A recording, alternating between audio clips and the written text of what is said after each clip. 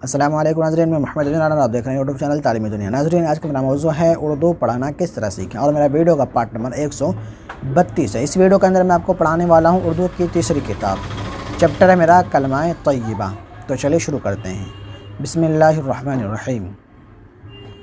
ला इलाहा इल्लल्लाह मुहम्मदुर रसूलुल्लाह को कलमा तय्यबा या कलमा कहते हैं। हर एक मुसलमान को, छोटा हो या बड़ा, उसके माना और मतलब जानना निहायत ज़रूरी है, क्योंकि सबसे पहली बात जिस पर मुसलमान को ईमान लाना चाहिए वह यही है। अगर उसको न जानेगा तो पक्का मुसलमान नहीं हो सकता। बस ए बच्चों, ज़रा गौर से उसके माना सुनो और उन्हें खूब याद रखो।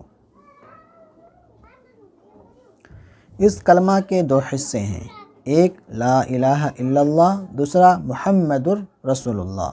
ला इलाहा इल्लल्लाह के माना है अल्लाह के सिवा कोई इस लायक नहीं कि उसकी बंदगी की जाए।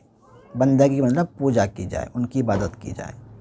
मुहम्मदुर रसूलुल्लाह के माना है कि हज़रत मोहम्मद सल्लल्लाहु या सादे इसका मतलब सल्लल्लाहु अलैहि वसल्लम अल्लाह के रसूल हैं।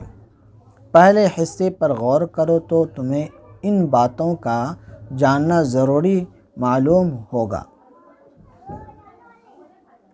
अव्वल अल्लाह है, दूसरे वो एक है, तीसरे वही इबादत के लायक है, चौथे उसकी इबादत क्यों करनी चाहिए। दूसरे हिस्से के माना हैं फ़िक्र करो तो तुम्हारे दिल में ख़याल पैदा होगा कि रसूल किसे कहते हैं, उसकी क्या ज़रूरत है। क्यों मान लेंगे कि मुहम्मद रसूलुल्लाह अल्लाह के रसूल हैं। यह बातें ऐसी हैं कि उनमें से हर एक के लिए जुदा जुदा मतलब अलग अलग किताबें बनाई जाएं, तब कहीं जाकर उनका पूरा पूरा बयान हो। मगर हम तुम्हारी समझ के मुताबिक, इधर हम उल्टा लेते हैं,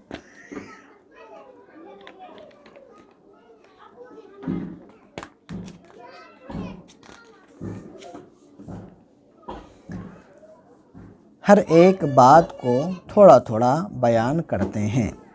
उसको अच्छी तरह समझ कर पढ़ो और खूब याद रखो। अभी तुम्हारे लिए इतना ही काफ़ी है।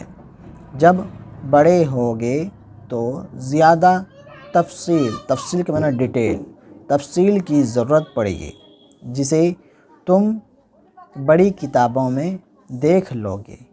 आज के लिए मेरा सबक इतना ही रहेगा। उम्मीद करता हूँ आपको वीडियो पसंद आई होगी। पसंद आने पर वीडियो को लाइक शेयर ज़रूर करें, और मेरे चैनल को आप लोग सब्सक्राइब नहीं किए तो सब्सक्राइब करके बेल को ज़रूर दबा दें। मिलते हैं अगली वीडियो में। अल्लाह हाफिज़।